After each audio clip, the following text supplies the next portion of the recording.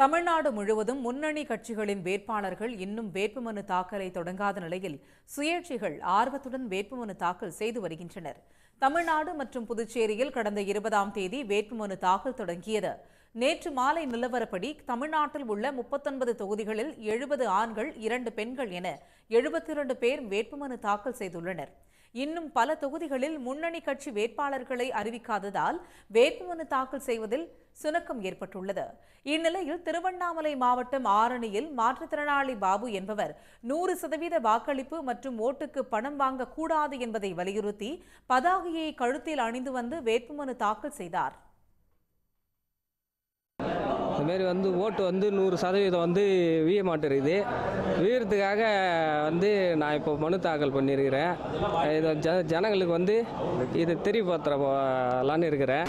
அதேமாரி காசு வாங்காமல் ஓட்டு போடணும். ஜனங்க நிறைய பேர் காசு வாங்கின்னு ஓட்டு போடுறாங்க. அதுவும் 100% வீய மாட்டேங்குது ஓட்டு.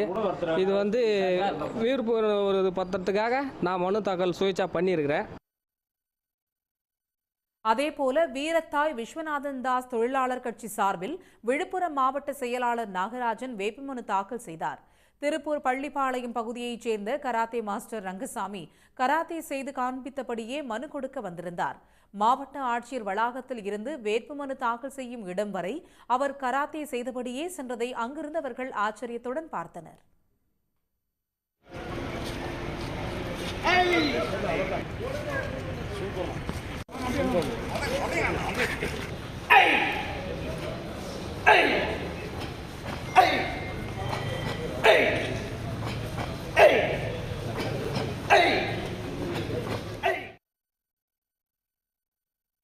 தேனியில் 2 நாட்களாக வேட்புமனு தாக்கல் செய்ய யாரும் வராத நிலையில் 3வது நாளில் ஓய்வு பெற்ற ராணுவ வீரர் மணிகண்டன் என்பவர் வந்திருந்தார்.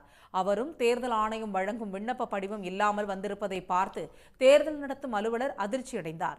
பிரமாண பத்திரம், காவல்துறை நன்னடத்தை சான்றிதழ் மட்டுமே வைத்திருந்த அவரை விண்ணப்ப படிவத்தை பூர்த்தி செய்துவிட்டு வருமாறு அதிகாரிகள் திருப்பி அனுப்பினர். ஈரோடு தொகுதியில் போட்டியிட சிவகிரியைச் சேர்ந்த கூலி தொழிலாளி ரவிச்சந்திரன் முதன்மை உதவி தேர்தல் நடத்தும் அலுவலரான ஈரோடு வருவாய் கோட்டாட்சியர் சதீஷ்குமாரிடம் தனது வேட்புமனுவை தாக்கல் செய்தார். திண்டுக்கல் நாடாளுமன்ற தேர்தலில் அகில இந்திய இளைஞர்கள் முன்னேற்ற கட்சியின் மாவட்ட செயலாளர் தினேஷ்குமார், ரியல் எஸ்டேட் அதிபர் ஆறுமுகம் ஆகியோர் சுயேட்சையாக வேட்புமனு தாக்கல் செய்தனர். இன்றும் நாளையும் விடுமுறை என்பதால் திங்கட்கிழமை முதல் வேட்புமனு தாக்கல் களைகட்டும் என எதிர்பார்க்கப்படுகிறது. வரும் 27ஆம் தேதி வேட்புமனு தாக்கல் செய்ய கடைசி நாள் என தெரிவிக்கப்பட்டுள்ளது. உடனுக்குடன் செய்திகளை தெரிந்து கொள்ள சன் நியூஸ் பெல் ஐகானை கிளிக் பண்ணுங்க.